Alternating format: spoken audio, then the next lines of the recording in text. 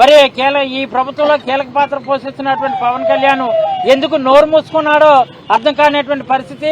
దొంగ నాటకాలు ఆడుతూ జ్వరమని లేదంటే జబ్బని 3 రోజులు కోమాలో ఉన్నామని బయట రాకుండా సినిమాలో నటిస్తున్నట్టు బయట కూడా జీవితంలో కూడా నటించే ప్రక్రియకి ఆయన మొదలుపెట్టి దాని గురించి కామెంట్ చేయకపోవడం చాలా విడ్డూరంగా ఉంది.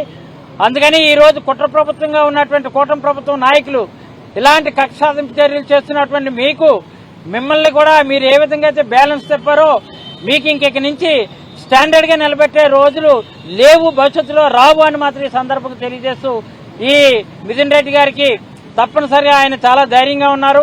ఆయన కనీస సదుపాయాలు భార్య పిల్లలు వచ్చినప్పుడు కూడా వాళ్ళ మీద వాళ్ళ కలవనీయకుండా వాళ్ళ మీద రకరకాల ఆంక్షలు విధించే కార్యక్రమాలు కూడా చేస్తున్నారు. అయినా నేను ధైర్యంగా ఉన్నాను, మీరు అందరూ నాకు అండగా ఉన్నారని ఆయన చాలా ఒక ధైర్యంతో ఆయన మాట్లాడిన మాటలు చూసి చాలా సంతోషం అనిపించింది.